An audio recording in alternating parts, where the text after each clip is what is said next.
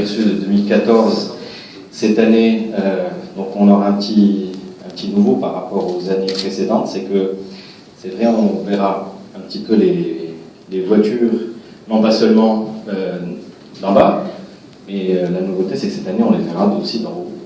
Et la particularité, c'est que ce sera un petit peu plus serré que l'année d'avant, ce sera plus contrôlé, il y aura moins de dérapage. Hein, donc, ceux qui étaient là l'année dernière, ils savent très bien de quoi je parle. Et non pas seulement ça, mais qui veut dire plus de contrôle, dit plus de limitation au niveau du riz. Cette année, et là je ne vais pas trop m'étaler sur le détail technique, parmi les nouveautés qu'il va y avoir au niveau de l'aspect technique, c'est qu'il y aura dès le départ des étapes éliminatoires. Au moment où on fera le briefing, on va s'étaler un petit peu plus sur les détails concernant le règlement et les nouveautés des règlements sur cette année-là. Bien, alors, juste pour faire vite, les étapes de l'édition 2014 seront étalées en quatre niveaux. Donc la première, on fera un départ de Rabat, exactement devant l'Université des Sciences à Rabat. Donc on donnera un départ collectif pour un démarrage en douce, hein, en centre-ville, et puis par la suite la compétition démarrera en sortie de ville, c'est ça, hein. Et pour arriver à Fès, bien sûr, ce que vous avez vu sur le deuxième teaser, c'est exactement ce que vous allez pouvoir vivre au niveau de la première étape.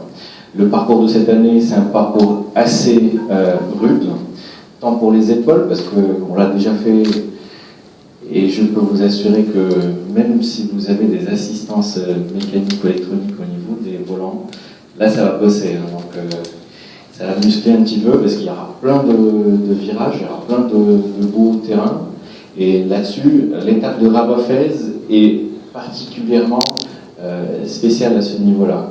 Après la deuxième étape, le deuxième jour, on fait le départ de Fès pour Oujda. Donc il y aura aussi des étapes de régularité, de contrôle secret et une étape de navigation entre Teza et Oujda.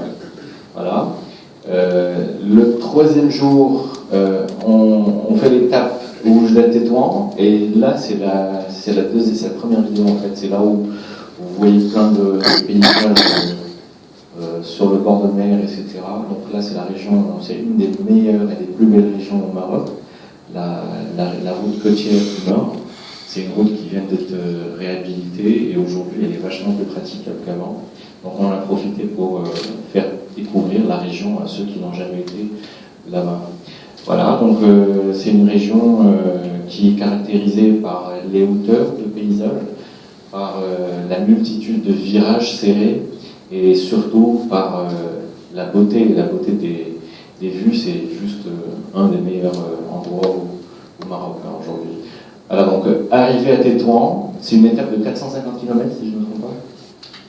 Donc 450 km en un jour, avec quelques arrêts, avec la pause déj, etc. C'est l'étape la plus longue du rallye. Hein. Donc on va essayer de se lever tôt pour arriver tôt, hein, le plus tôt possible. Voilà, donc la dernière étape, c'est l'étape d'arrivée, donc qui va rallier Tétouan à Rabat. Donc c'est une étape de navigation sur carte, où les participants vont avoir des cartes de navigation routière, sur lesquelles ils vont devoir respecter un certain nombre de paramètres de navigation, etc. Donc voilà, c'est un petit peu ça les 4 étapes du Riduge. Ce qu'il faut savoir, c'est que cette année, la particularité, comme je l'ai dit par rapport à l'année dernière, c'est que ça sera un petit peu plus sévère côté règlement. Il y aura un petit peu plus de contrôle secret au niveau des pointages horaires. Ceci dit, l'apprentissage et le briefing, on va essayer un petit peu de mettre plus l'accent dessus au niveau du départ, hein, juste pour briefer un petit peu les participants le premier jour, hein, parce que c'est l'étape, c'est le démarrage qui reste déterminant à ce moment-là. Voilà, ma foi, si j'ai fait tout le tour, je passe la main.